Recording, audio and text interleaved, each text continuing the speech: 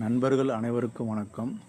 மாடி தோட்டத்திற்கு தேவையான மண்புழு உரம் நாமளே எளிய முறையில் தயாரிக்கலாம். இதற்கு தேவையான பொருள் பார்த்திங்க அப்படின்னா, ஒரு கண்டெய்னர் வேணும். இந்த கண்டெய்னர் ஃபுல்லாக க்ளோஸ்டாக இருக்கணும். கொஞ்சம் ஏர் போகிற மாதிரி வச்சிங்கன்னா போகிறோம். இதுக்கு நம்ம என்ன போட போகிறோம் அப்படின்னா, மண்புழுக்கு தேவைன்றது மக்கிய பொருள் தான் தேவை. நம்ம வீட்டோட கழிவுகள், வீட்டில் என்னென்ன வேஸ்ட்டாக வருதோ அது எல்லாமே போடலாம். பழம் ஏதாவது பண்ணுறீங்க, அதோடய வேஸ்ட்டு போடலாம், சரிங்களா? அதுக்கடுத்து காய்கறி கழிவுகள் போடலாம். இதில் போடக்கூடாத விஷயங்கள் பார்த்திங்கன்னா, சிட்ரஸ் டைப்பு, ஆரஞ்சு தோல், லெமன் தோல், இந்த மாதிரி ஐட்டங்கள் இதில் போடக்கூடாது, சரிங்களா? இதில் வந்து ஓவராகவும் தண்ணி நீங்கள் விடக்கூடாது. அந்த மண்புழுவுக்கு தேவையான ஈரப்பதம் இருந்தால் போகிறோம். சப்போஸ் நீங்கள் கிளறி விடும்போது ஈரம் இல்லைன்னா லைட்டாக தெளித்து விடலாம். நீங்கள் ஃபஸ்ட்டு கொஞ்சோண்டு மண்புழு வாங்கி நீங்கள் விட வேண்டியிருக்கும். அதுவே உங்களுக்கு மல்டிபிள் ஆகும். மேக்ஸிமம் நான் பண்ணுற இந்த ஃப்ரிட்ஜ் பாக்ஸை நீங்கள் அவாய்ட் பண்ணிவிடுங்க. ஏன் அப்படின்னா, உங்களுக்கு சைடில் வந்து நிறைய கேப் விழுந்துருச்சு. அதில் என்ன ஆகுது அப்படின்னா, அந்த மண்புழு எல்லாமே அது உள்ளே போயிடுது. அப்போ நம்ம அதை ஒன்றும் பண்ண முடியல.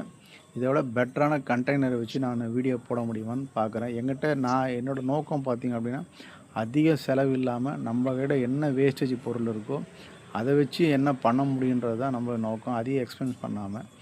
இப்போ எனக்கு வந்து பார்த்திங்கன்னா, லெஃப்ட் ஹேண்ட் சைடில் மண்புழு நிறைய கலெக்ட் ஆகிடுச்சு. அதை வந்து ஒரு ஓரமாக வச்சுருக்கேன். ரைட் ஹேண்ட் சைடில் இப்போ கழிவுகளை போட்டுகிட்டே வரேன். அப்போ என்ன ஆகணும் அப்படின்னா, நம்மளுக்கு தேவையான பொருளை வந்து லெஃப்ட் ஹேண்ட் சைடில் எடுத்துக்கிறோம். இது மக்கின பிறகு இந்த பக்கம் எடுத்துக்க போகிறோம். அதனால் ஒரே டைமில் 2 வேலையும் நடக்கும். இப்போ இந்த பக்கம் மக்கின போது என்ன ஆகுனா, இங்கே இருக்கிற மண்புழு டிஃபால்ட்டாக இந்த பக்கம் வந்துடும். அப்போது நம்மளுக்கு வந்து மண்புழு உரம் தயாரிடும்.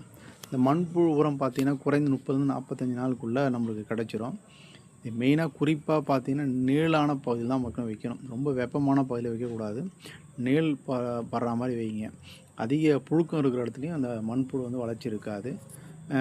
ஈரப்பதம் இருக்கிற மாதிரி பார்த்துங்க. ஈரப்பதம் இருக்கிற மாதிரி, ஈரம் தண்ணி ஊற்றோட ஈரப்பதம் இருக்கிற மாதிரி பார்த்துங்க. நான் ஒரு லெமன் செடி கீழே தான் அந்த மண்புழு பாக்ஸை வச்சுருக்கேன். சைடெலாம் அந்த டேமேஜ் ஆகிருக்கும், அதனால் ஒட்டி வச்சுருக்கேன். இப்போ அதை எடுத்துகிட்டு பெட்டராக நம்மளுக்கு ஒரு மண்புழு உரம் பாக்ஸ் வந்து நம்ம ரெடி பண்ணணும். அடுத்த வீடியோவில் அப்லோட் பண்ணுறோம். உங்களுக்கு ஏதாவது சந்தேகம் இருந்தால் கமெண்ட் பாக்ஸில் கமெண்ட் பண்ண எக்ஸ்பிளைன் பண்ணுறேன்.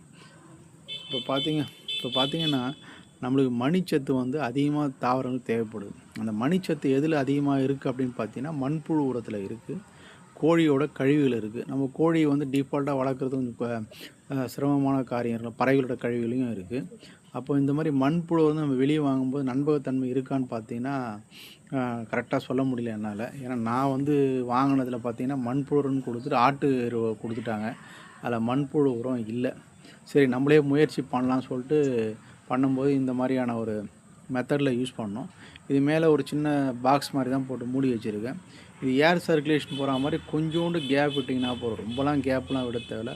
வாரத்துக்கு ஒரு முறை வந்து ஈரம் இல்லைன்னா லைட்டாக நீங்கள் தண்ணி தெளிச்சிங்கன்னா போதும். ரொம்பலாம் தண்ணி தெளிக்கணும், லைட்டாக தண்ணி தெளிச்சிங்கன்னா போதும். வேறு எதுவும் தேவையில்லை. இதில் போடக்கூடாத விஷயங்கள் பார்த்தீங்கன்னா, சிட்ரஸ் டைப்பு இதில் போடாதீங்க, அவாய்ட் பண்ணிங்க. இந்த வீடியோ பிடிச்சிருந்தால் லைக் பண்ணுங்கள், ஷேர் பண்ணுங்கள், கமெண்ட் பண்ணுங்கள். நன்றி, வணக்கம்.